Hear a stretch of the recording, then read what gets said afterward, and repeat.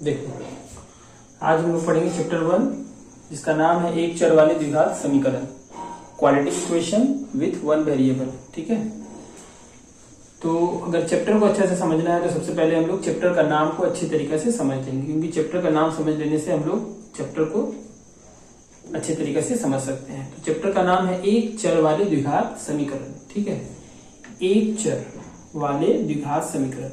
एक चर, चर का मतलब होता है चल राशि, वेरिएबल जिसको हम लोग बोलते हैं। ठीक है, चर का मतलब होता है चल राशि जिसको हम लोग वेरिएबल बोलते हैं। VARIABLE, वेरिएबल, चल राशि जो चलता है, मतलब जो बदलता है इसका मान, जैसे कि x y, उसको बोलते हैं हम लोग चल राशि जो कि चल रहा है। ठीक है, उसके बाद है द्विघात समीकरण। तो एक चर का मतलब या तो x होगा या तो y होगा, दोनों नहीं होगा एक साथ। अच्छा, उसके बाद है द्विघात समीकरण। समीकरण का मतलब होता है जब हम लोग दो राशि को समान करते हैं तो उसे हम लोग समीकरण करते हैं। जैसे x एक राशि है, इसको हम लोग समान कर दिए, x² एक राशि है, इसको समान कर दिए 5 के, तो ये हमारा एक समीकरण बन गया। ठीक है, जिसका मतलब है एक तरफ हम लोग का लेफ्ट हैंड साइड होगा और एक होगा राइट हैंड साइड। ठीक है, लेफ्ट हैंड साइड और राइट हैंड साइड को जब भी हम लोग दो एक्सप्रेशन को इक्वेट करते हैं तो वहां से हम लोग का बनता है समीकरण। द्विघात, द्विघात का मतलब होता है चल राशि जो है उस समीकरण का, उसका अधिकतम पावर कितना होगा, 2। पावर कितना होगा अधिकतम, 2, तो उसको हम लोग बोलेंगे द्विघात। मतलब कि जिस समीकरण का डिग्री का मतलब होता है उस चल राशि का जो अधिकतम घात है उसी को हम लोग डिग्री बोलते हैं। तो डिग्री कितना होना चाहिए, अधिक से अधिक 2 होना चाहिए। 2 से ज्यादा अगर रहेगा तो वो द्विघात नहीं कहलाएगा। ठीक है, 2 से अगर कम भी रहता है उस समीकरण में, 2 अगर नहीं है, 2 से कम है, तो वो द्विघात नहीं है।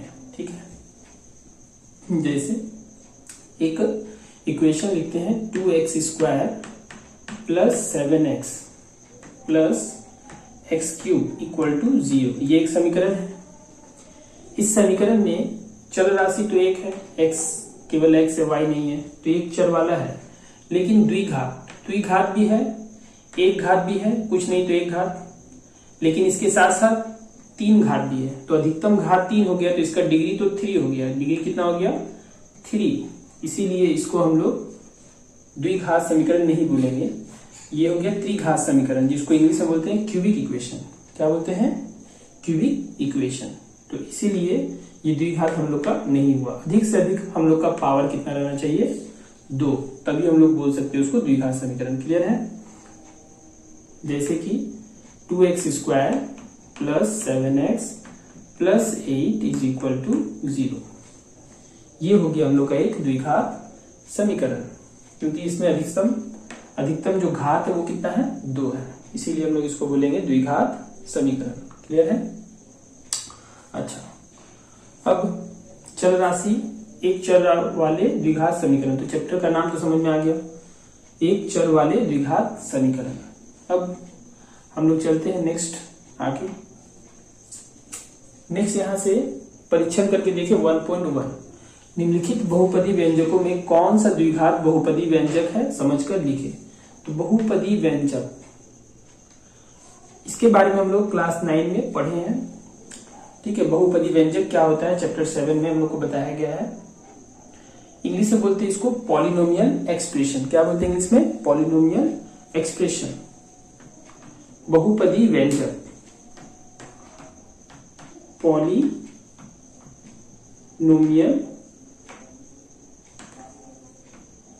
एक्सप्रेशन।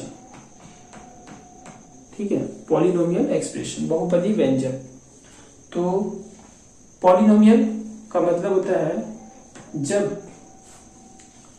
जब किसी एक्सप्रेशन में चल राशि का जो अधिकतम पावर, चल राशि का जो पावर है, जो घात है, वो अगर होल नंबर का मतलब अखंड संख्या हो, जैसे कि 0, 1, 2, तब हम लोग उस समीकरण को बोलते, उस एक्सप्रेशन को बोलते हैं बहुपदी। ठीक है, बहुपदी व्यंजक।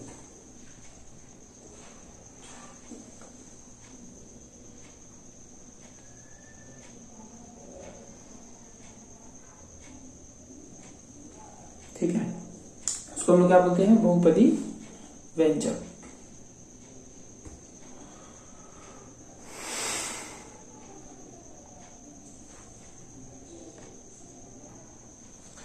ठीक है, बहुपदी व्यंजक पॉलिनोमियल एक्सप्रेशन, जब किसी व्यंजक का चल राशि का जो घात रहेगा अखंड संख्या, तो उसको हम लोग बोलेंगे पॉलिनोमियल एक्सप्रेशन। ठीक है, लेकिन बहुपदी का अर्थ है जिसमें एक से ज्यादा पद रहेगा, जैसे कि 2x + 7 अगर हम लोग लिखते हैं तो इसमें 2 पद है। अगर इसके साथ हम लोग एक और पद ऐड कर दे 2x², तो ये 3 पद वाला व्यंजक हो गया। ठीक है, अगर केवल ये है तो 1 पद, दोनों को ऐड कर दिए तो 2 पद, एक और ले लिए तो 3 पद वाला बहुपद। तो हम लोग एक से अधिक अगर पद है तो उसको हम लोग बहुपदी व्यंजक कहते हैं। ठीक है, तो द्विघात बहुपदी व्यंजक समझ में आया। द्विघात का मतलब अधिक से अधिक घात कितना रहना चाहिए? 2। अगर 2 है तो वो द्विघात है, 2 से अधिक है तो द्विघात नहीं है, 2 से कम भी है तो द्विघात नहीं है। तो यहाँ से हम लोग बारी बारी से हर बहुपदी व्यंजक को चेक करेंगे, हल करके सिंप्लीफाइंग रूप में ला करके पहले उसको सरल रूप में लाएंगे। सरल रूप में लाने के बाद उसको हम लोग सॉल्व करके देखेंगे। अगर उसमें अधिकतम घात 2 है चल राशि का तो हम लोग उसको बोलेंगे वो द्विघात बहुपदी व्यंजक है। व्यंजक है, देखो व्यंजक और समीकरण में अंतर होता है। व्यंजक का मतलब केवल लेफ्ट हैंड साइड या राइट हैंड साइड, मतलब कोई भी एक पक्ष होगा, दोनों पक्ष एक साथ नहीं होगा। जब अगर दोनों पक्ष को इक्वेट कर दे तो वो समीकरण बन गया। लेकिन अगर केवल लेफ्ट हैंड साइड है हम लोग के पास या राइट हैंड साइड, तो आप बोल नहीं सकते हम लोग क्या है, तब वहां पर हम लोग उसको केवल व्यंजक बोलते हैं। जैसे ये एक व्यंजक है, इसी को हम लोग इक्वल कर देते हैं, =0 या =7, कुछ भी अगर इक्वल दे करके 2 साइड बना दिए तो हम लोग बोलते हैं उसको कि वो समीकरण है। ठीक है, चलो नेक्स्ट। तो हम लोग 1 by 1 एक्सप्रेशन 1 में गिवन है x² - 7x + 2। तो यहाँ पर हम लोग को देखकर ही समझ में आ रहा है कि ये जो है द्विघात बहुपदी व्यंजक है। बहुपद मतलब 3 पद है, 1 2 3, 3 पद है। और द्विघात का मतलब है कि अधिकतम घात कितना है? 2 से अधिक नहीं है, 1 है। अगर कुछ नहीं रहता है तो इसका मतलब है कि वहां पर पावर 0 है, जैसे x² - 7x + 2। ठीक है, तो यहाँ पर x का पावर तो 2 है, यहाँ पर x का पावर कुछ नहीं तो 1 है, यहाँ पर भी x का पावर x है ही नहीं, तो इसका मतलब x का पावर 0 छुपा हुआ है। ठीक है, तो इस तरह से हम लोग इसको लिख सकते हैं। और यहाँ पर अधिकतम पावर 2 है तो इसको हम लोग बोलेंगे ये द्विघात समीकरण है। क्लियर है? अच्छा, उसके बाद नेक्स्ट एक्सप्रेशन। अच्छा, द्विघात समीकरण अभी तो नहीं है, केवल व्यंजक चल रहा है। अगर समीकरण लिखना हो तो द्विघात समीकरण का जो साधारण रूप होता है, जनरल फॉर्म होता है, वो होता है ax² + bx + c। ये एक द्विघात समीकरण का साधारण रूप है, जनरल फॉर्म है। General form of a quadratic equation is ax² + bx + c। ठीक है, अच्छा, तो इसके बाद नेक्स्ट सेकेंड नंबर एक्सप्रेशन में है, तो ये हम लोग का द्विघात समीकरण है। दूसरा 7x का पावर 5, तो पहले इसको सिंप्लीफाई करेंगे। 7x का power 5 minus x into x + 2। ठीक है, तो इक्वल देंगे 7x का पावर 5 को वैसे ही रहने देंगे, माइनस x को x से इंटू करेंगे तो आएगा x², minus plus minus x को 2 से करेंगे तो आएगा 2x। ठीक है, 7x का power 5 minus x² minus 2x। तो यहाँ पर चल राशि, इस बहुपदी व्यंजक में चल राशि का अधिकतम पावर 5 है, इसीलिए ये द्विघात बहुपदी व्यंजक नहीं है। ये क्या है? द्विघात बहुपदी व्यंजक नहीं है। क्लियर है? अच्छा, इसके बाद एक्सप्रेशन नंबर 3। एक्सप्रेशन नंबर 3 में है 2x × x + 5 + 1। इसको भी सिंप्लीफाई करेंगे, 2x × x + 5 + 1। ठीक है, इसको भी इसी तरीके से यहाँ पर इक्वल लेंगे। अभी इक्वेशन नहीं है, इसलिए हम लोग इक्वल का साइन लेकर के सॉल्व करेंगे, सिंप्लीफाई करेंगे। अगर हम लोग के पास समीकरण रहता है तो यहाँ पर इक्वल नहीं देते हैं, या तो और देते हैं या तो इम्प्लाइज दैट का साइन देते हैं, इस साइन को हम लोग बोलते हैं इम्प्लाइज दैट। क्लियर है? तो अभी हम लोग क्या देंगे, इक्वल देंगे। इक्वल देके इसको सिंप्लीफाई करते हैं, 2x को x से इंटू करेंगे तो 2x स्क्वायर, जिसको इंटू नहीं आता होगा वो लोग सीख लेगा अच्छे से। 2x को x से इंटू करेंगे तो x गुना में पावर जुड़ जाता है, तो x से x गुना होगा तो x का पावर 2। फिर प्लस 2x को 5 से इंटू करेंगे तो 2 का 5 से इंटू हो जाएगा 10, और x वैसे का वैसे ही लिख देंगे। फिर +1 तो +1 यहाँ पर लिख देंगे। क्लियर है? तो ये हम लोग का एक्सप्रेशन आ गया है बहुपदी व्यंजक। तो इस बहुपदी व्यंजक को हम लोग द्विघात बहुपदी व्यंजक कह सकते हैं। क्यों? क्योंकि यहाँ पर अधिकतम x का जो पावर है वो कितना है, 2 है। तो इसीलिए इसको हम लोग क्या बोलेंगे, अभिष्ट व्यंजक बहुपदी व्यंजक एक द्विघात बहुपदी व्यंजक है। ठीक है, ये है। नेक्स्ट है एक्सप्रेशन नंबर 4। तो इसको हम लोग सिंप्लीफाई करने का जरूरत नहीं है, इसको हम लोग एज इट इज देख करके बता सकते हैं। इसमें अधिकतम पावर 1 है, यहाँ पर कुछ नहीं तो 0 छुपा हुआ है, तो इसीलिए ये क्या हो गया, द्विघात बहुपदी व्यंजक नहीं है। क्लियर है?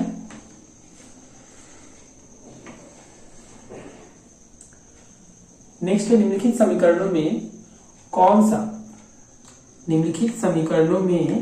कौन सा ax square plus bx plus c बराबर 0, जहां a b c वास्तविक संख्याएं हैं एवं a is not equal to 0, इनके रूप में जिन्हें लिखा जा सके उन्हें हम लिखें।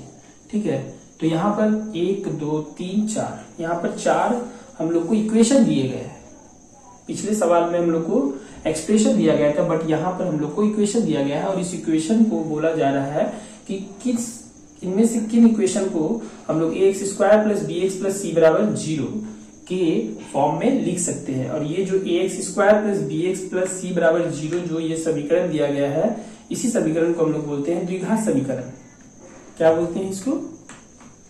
द्विघात समीकरण। ठीक है, द्वि का मतलब अधिकतम पावर 2, घात का मतलब पावर, समीकरण का मतलब 2 side, left hand side right hand side. ठीक है, अच्छा, तो ये द्विघात समीकरण के फॉर्म में लिख सकते हैं कि नहीं। यहाँ पर ए बी सी क्या है, ए बी सी को हम लोग एक बार डिफाइन कर दे तो ए जो है वो एक्स स्क्वायर का गुणांक है, एक्स स्क्वायर का गुणांक। गुणांक को इंग्लिश में बोलते हैं कॉफिशिएंट, COEFICIENT, कॉफिशिएंट। और b क्या है, b है x का गुणांक, x का गुणांक। c क्या है, c है x के पावर 0 का गुणांक। ठीक है, तो कभी कभी इसके बाद वाले सवाल में हम लोग को एक इक्वेशन दे दिया जाएगा या एक एक्सप्रेशन दे दिया जाएगा, वहां से हम लोग से क्वेश्चन किया जाएगा कि इस एक्सप्रेशन में या इस इक्वेशन में एक्स स्क्वायर का गुणांक क्या है, एक्स का गुणांक क्या है, एक्स का पावर 0 का गुणांक क्या है। ठीक है,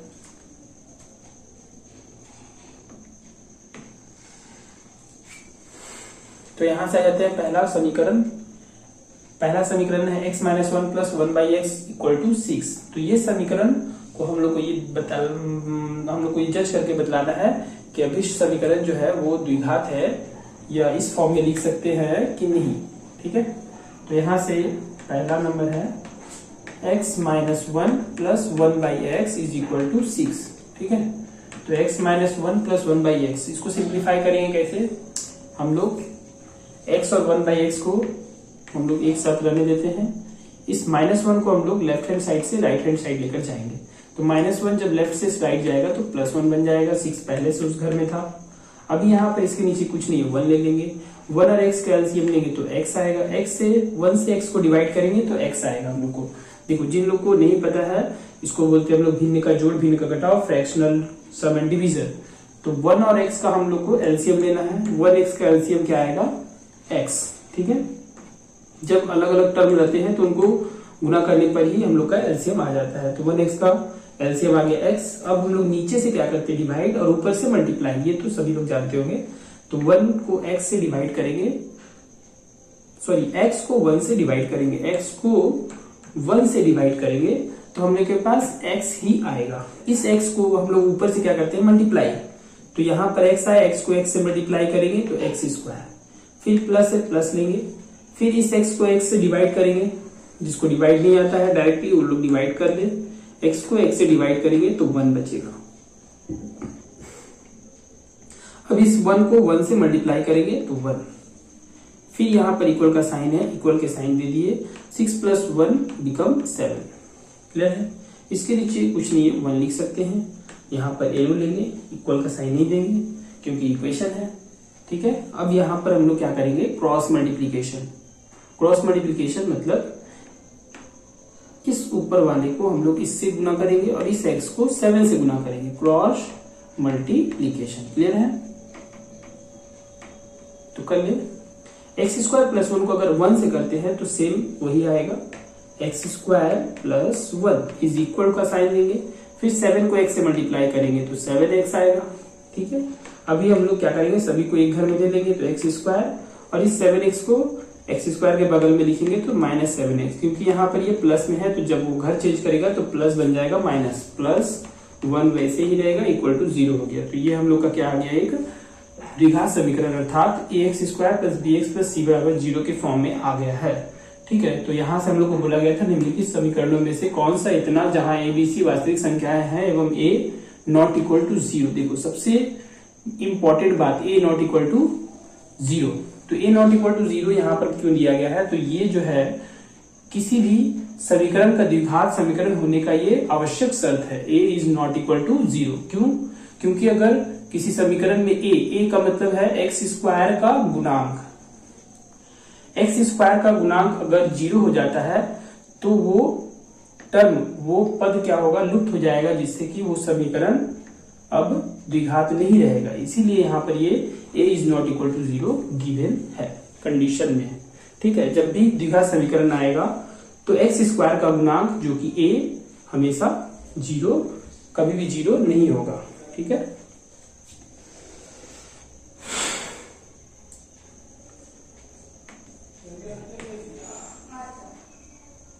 क्लियर? तो पहला जो है समीकरण है वो द्विघात समीकरण है।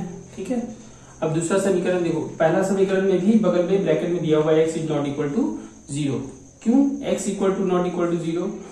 क्यों? क्योंकि यहाँ पर x जो है डिवाइड में है, तो कभी भी किसी नंबर को हम लोग 0 से डिवाइड नहीं कर सकते हैं। x का वैल्यू अगर 0 ले ले, x का वैल्यू क्या ले ले, अगर 0 ले ले तो 0 से हम लोग किसी भी संख्या को डिवाइड नहीं कर सकते। इसको हम लोग मैथ में इंफिनिटी मानते हैं। ठीक है, इंफिनिटी मतलब अपरिभाषित भी बोलते हैं इसको। ठीक है, इसीलिए यहाँ पर ये कंडीशन है, हमेशा ये कंडीशन आएगा x is not equal to 0, x जो है 0 नहीं होगा। ठीक है, अगर सीनियर क्लास में जाते हो तो इसी कंडीशन के ऊपर सवाल सॉल्व करना होगा। ये तुम्हारा सवाल नहीं रहेगा, ये एक्सप्रेशन दिया रहेगा और इसके ऊपर हम लोग को सवाल बनाना रहेगा। ठीक है, तो ये सीनियर क्लास में 11 एंड 12 में, अभी हम लोग को इसके ऊपर सवाल बनाना है, इसके ऊपर ज्यादा दिमाग नहीं लगाना है।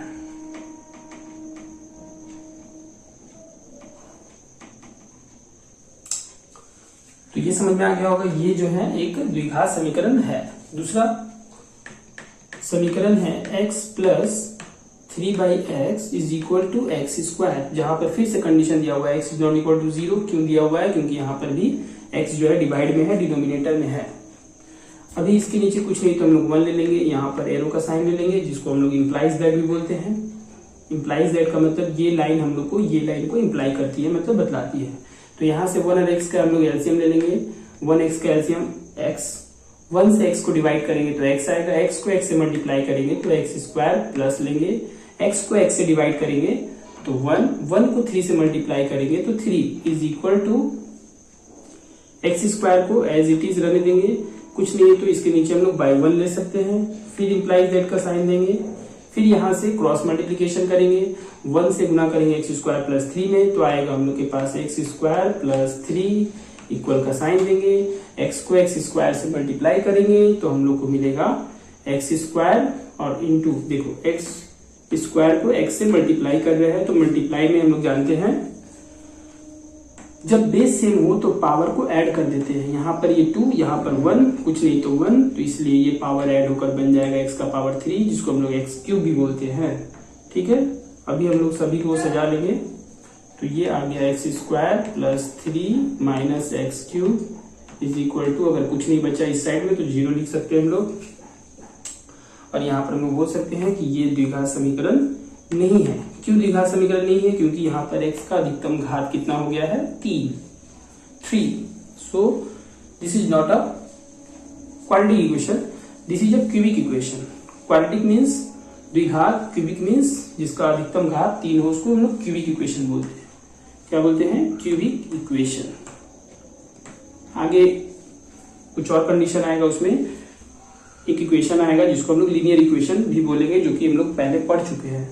क्यूबिक इक्वेशन ये हम लोग का चैप्टर है। क्वाड्रेटिक इक्वेशन,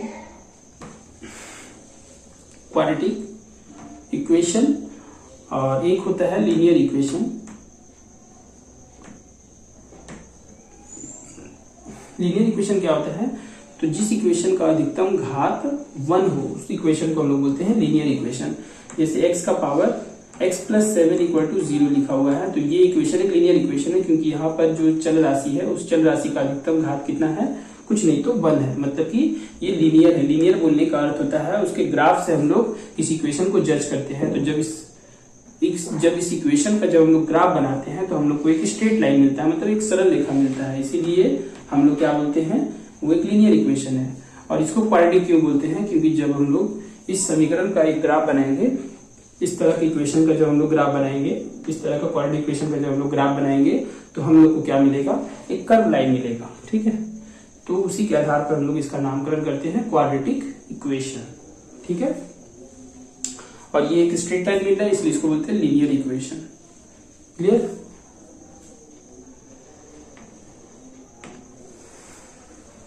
तो यहां से हम लोग बोल सकते हैं पहला जो है क्वाड्रेटिक इक्वेशन है, दूसरा क्वाड्रेटिक इक्वेशन नहीं है। तीसरा इक्वेशन में आ जाते हैं। x² - 6√x + 2 = 0। तो यहां पर x², तो ये x² है, ये -6√x, तो ये हम लोग लिख सकते हैं x² - 6। रूट का मतलब होता है x का पावर 1/2 + 2 = 0। तो हम 1/2, ठीक है, इस फॉर्म में वो नहीं आ रहा है। देखो a x² तो है, लेकिन x के जगह पर क्या है? x का पावर 1/2 है, जो कि तुम्हारा एक अखंड संख्या नहीं है। एक अखंड संख्या नहीं है। 1/2 is not a whole number. तो इसीलिए हम लोग इस समीकरण को बोलेंगे द्विघात समीकरण नहीं है। ठीक है, इसके बाद है क्वेश्चन नंबर 4 में है x - 2 का होल स्क्वायर = x² - 4x + 4। ठीक है, तो यहां से हम लोग सबसे पहले इसको सॉल्व करेंगे x - 2 का होल स्क्वायर को। तो हम लोग को क्या मिलेगा? पहले हम लोग को x - 2 का होल स्क्वायर को सॉल्व करना होगा। तो इसको कैसे सॉल्व करेंगे? a - b पर होल स्क्वायर का फॉर्मूला का यूज करके। a - b का होल स्क्वायर। a - b का होल स्क्वायर क्या होता है? तो a² - 2ab + b² होता है, ये सभी लोग जानते होंगे। तो हम लोग यहाँ से x को एज्यूम करेंगे a और 2 को एज्यूम करेंगे b, और इस फॉर्म में फॉर्मूला में तोड़ देंगे। x को लिखेंगे x² - 2, a हम लोग का x, फिर b तुम्हारा 2, फिर प्लस b का हो जाएगा स्क्वायर, मतलब 2 का स्क्वायर, इक्वल का साइन देंगे, बाकी सभी को एज इट इज लिख देंगे। x² - 4x + 4। ठीक है, अभी यहां से क्या करेंगे? हम लोग सभी को एक घर में ले लेंगे, एक लेफ्ट हैंड साइड ले लेते, सभी को x² को वैसे ही रहने देते हैं। ये हम लोग का मल्टीप्लाई होकर 2 दूनी के 4 x + 2 का स्क्वायर 4, x² को इधर लेंगे -x², -4x को इधर लेंगे +4x, +4 को इधर लेंगे -4 = 0। अभी यहाँ फिर इम्प्लाई z का साइन देंगे, x² + 3 माइनस में कट जाएगा, -4x + 4x भी कट जाएगा, और इधर +4 - 4 भी कट जाएगा। सारा कट के क्या आएगा हम लोग के पास? 0 = 0। तो ये कोई समीकरण में, इस समीकरण में हम लोग को ना ही चल राशि मिला, ना ही कांस्टेंट। तो समझते ही होगा कांस्टेंट क्या होता है? जिसमें वेरिएबल नहीं रहता है उसको हम लोग कांस्टेंट बोलते हैं। ठीक है, इसमें चल राशि नहीं रहता है, तो इसमें ये कोई समीकरण नहीं आया है, तो यहाँ से हम लोग बोल सकते हैं ये भी द्विघात समीकरण नहीं है। ठीक है, नेक्स्ट क्वेश्चन है क्वेश्चन नंबर 2। निम्नलिखित समीकरणों में कौन सा ax² + bx + c = 0 जहां a b c वास्तविक संख्याएं हैं एवं वही सम है। इसको हम लोग कर चुके हैं। तो हम लोग को क्या मिला? ये पहला जो है द्विघात समीकरण है, ये द्विघात समीकरण नहीं है, ये भी द्विघात समीकरण नहीं है, ये भी द्विघात समीकरण नहीं है। ठीक है, क्यों? क्योंकि इसमें 0 बराबर 0 आया, इसमें x बचा ही नहीं, ये इसमें x का पावर 1/2 आ गया, इसलिए ये भी द्विघात समीकरण नहीं है। इसमें जो x³ आ गया, इसलिए ये भी द्विघात समीकरण नहीं है। तो द्विघात समीकरण कौन है? पहला नंबर। ठीक है, नेक्स्ट क्वेश्चन है, समीकरण x का power 6 minus x square minus 2 बराबर 0 चर के किस घात के लिए द्विघात समीकरण बन सकता है? ठीक है, x का पावर 6 माइनस एक्स का power 3 minus 2 is equal to 0। ये जो समीकरण है वो चर का मतलब x वेरिएबल कि किस घात के लिए द्विघात समीकरण बन सकता है। तो अगर हम लोग इस समीकरण को इस तरह लिख दे, x का पावर 3 का होल पावर 2 माइनस एक्स का पावर 3 का होल पावर कुछ नहीं तो 1 माइनस 2 फिर x का पावर 3 का whole power 0 is equal to 0। अगर इस तरह से लिखते हैं तो हम लोग को क्या मिल रहा है, यहाँ पर x³ को अगर हम लोग इमेजिन कर ले कि वो y है, तो ये हो जाएगा y का स्क्वायर माइनस ये बन जाएगा y का पावर 1 मतलब y, फिर ये minus 2y equal to 2y का पावर 0 मतलब कुछ नहीं, तो x का पावर क्यूब का वैल्यू ये y एज्यूम किया, y का पावर 0 अगर करते हैं तो हम लोग को y का पावर 0 किसी का भी पावर 0 करते तो 1 ही आता है, 1 से इंटू करेंगे तो 2 ही आएगा इक्वल टू 0। तो y का square minus y minus 2 is equal to 0 हम लोग को एक द्विघात समीकरण मिल जाता है। इसीलिए हम लोग क्या लिखेंगे, चर के किस घात के लिए, किस घात मतलब चर का घात अगर 3 ले लेते हैं तो उसके लिए द्विघात समीकरण बन सकता है। ठीक है, चर का घात कितना लेंगे तो द्विघात समीकरण बनेगा 3। तो हम लोग का अभिष्ट आंसर जो होगा चर के घात, अच्छा से यहीं से छाप कर लिख देंगे कि चर के घात 3 के लिए द्विघात समीकरण बन सकता है। अभिष्ट ये समीकरण चर के किस घात, तो चर के 3 घात के लिए द्विघात समीकरण बन सकता है। किसकी जगह लगा देंगे 3। क्लियर? नेक्स्ट क्वेश्चन है, a minus 2x square plus 3x plus 5 बराबर 0 के किस मान के लिए द्विघात समीकरण नहीं होगा? ठीक है, अच्छा से लिखो, ये सबसे अच्छा क्वेश्चन है। a minus 2x square, a minus 2x square plus 3x plus 5 is equal to 0 कि किस मान के लिए द्विघात समीकरण नहीं होगा? तो अभी हम लोग बताए थे कि वो द्विघात समीकरण कब नहीं होगा, जब हम लोग एक्स स्क्वायर को अगर हटा दें। तो एक्स स्क्वायर को कैसे हटा सकते हैं, एक्स स्क्वायर के गुना में जो है उसको 0 करके, तो एक्स स्क्वायर के गुना में है a माइनस 2, तो हम लोग लिखेंगे यदि a माइनस 2 इक्वल टू 0 हो जाए, a माइनस 2 क्या हो जाए 0 हो जाए, तो वो द्विघात समीकरण नहीं रहेगा। तो यहाँ पर हम लिख देंगे यदि a माइनस 2 बराबर 0 हो तो इसको इक्वेशन 1 बनाकर रखेंगे। तो इक्वेशन 1 द्विघात समीकरण नहीं होगा, इक्वेशन 1 द्विघात समीकरण नहीं होगा, द्विघात समीकरण नहीं होगा, नहीं होगा। अर्थात a का वैल्यू a माइनस 2 जब 0 है तो a का वैल्यू क्या निकल के आएगा, माइनस 2 को जब हम लोग इस साइड लेंगे तो 2 बन जाएगा। अर्थात a का वैल्यू जब 2 होगा तो वो द्विघात समीकरण नहीं होगा। a माइनस 2 0 मतलब a बराबर 2। तो हम लोग को बोला a के इतना के किस मान के लिए द्विघात समीकरण नहीं होगा, तो a का मान जब 2 देंगे तो उसके लिए द्विघात समीकरण नहीं होगा। आंसर में क्या लिखेंगे, a बराबर 2। नेक्स्ट क्वेश्चन है, x बटा 4 माइनस x बटा 4 minus x equal to 1/3x। ठीक है, x बटा 4 minus x equal to 1/3x।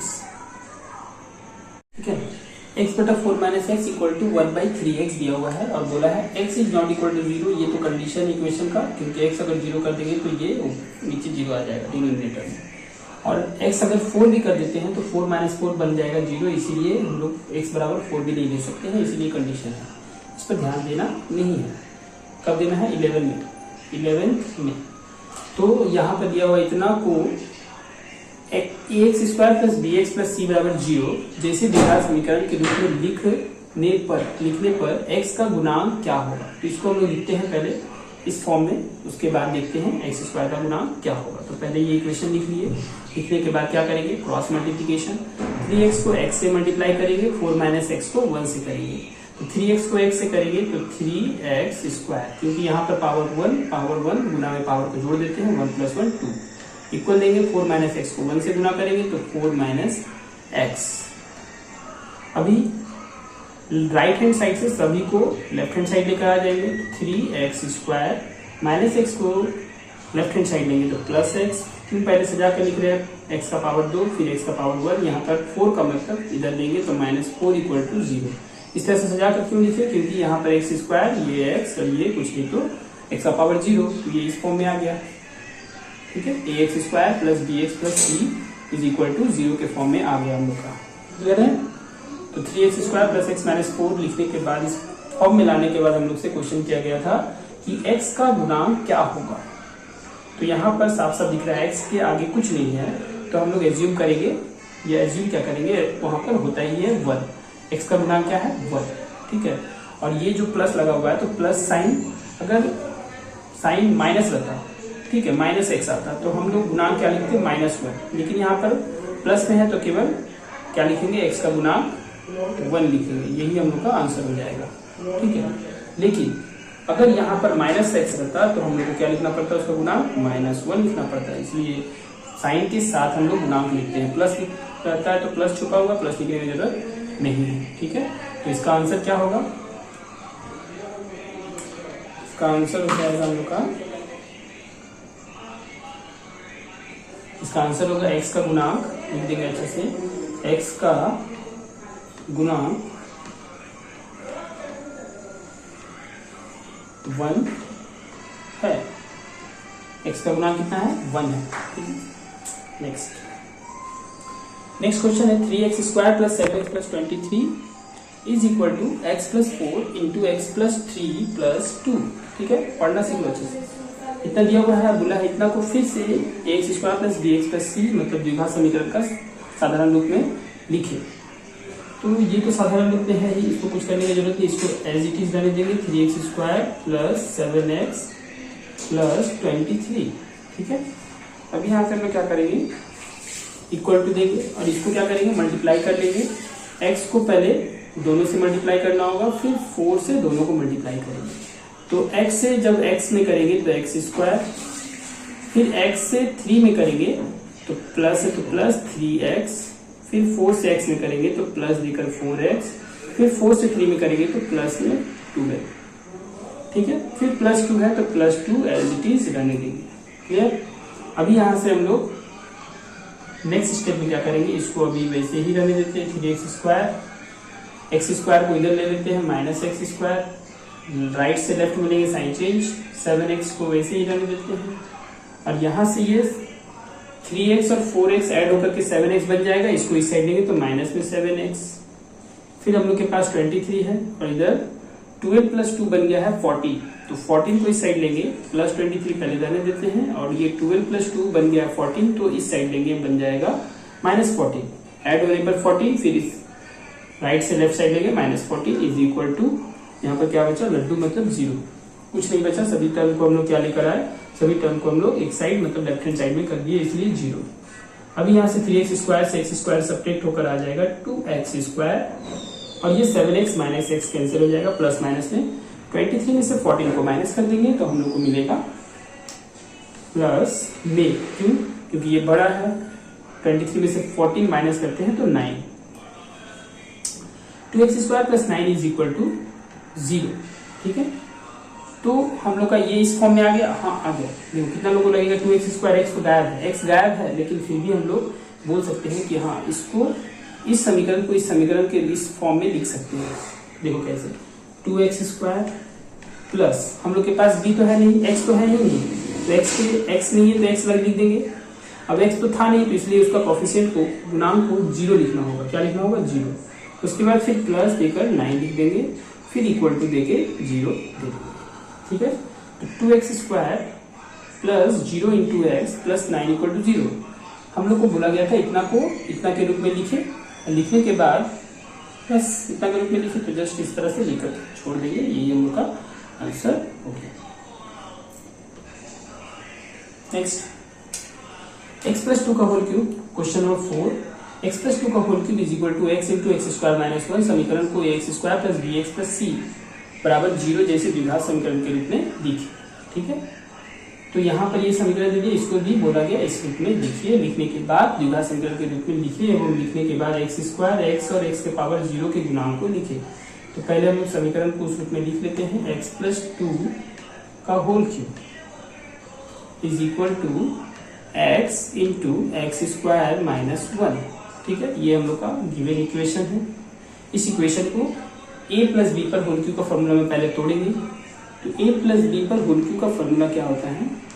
a plus B पर होल क्यूब का फॉर्मूला होता है ap cube plus 3a square b plus 3ab square plus bp cube. एक और फॉर्मूला होता है, लेकिन अभी हम लोग को एक्सपेंड करना है, उसको तोड़ना है, इसीलिए हम लोग अभी यही फॉर्मूला यूज करेंगे, a cube plus 3a square b plus 3ab square plus b cube. Clear है? इसके बाद अभी हम लोग क्या करेंगे, x प्लस 2 का होल क्यूब, x प्लस 2 का होल क्यूब को इस फॉर्म में लिख रहे हैं। चलो x को एज्यूम करेंगे a और 2 को b, तो यहां से ये हो जाएगा x का cube plus 3x square into 3a square into b तुम्हारा 2 है तो 2 हो जाएगा, फिर प्लस देंगे, फिर 3 लिखेंगे, फिर a लिखेंगे, a तुम्हारा x, फिर b तुम्हारा 2 तो 2 का स्क्वायर लिखेंगे, फिर प्लस देंगे, फिर b क्यूब मतलब 2 का क्यूब। ठीक है, इस फॉर्मूला को इरेज कर देते हैं।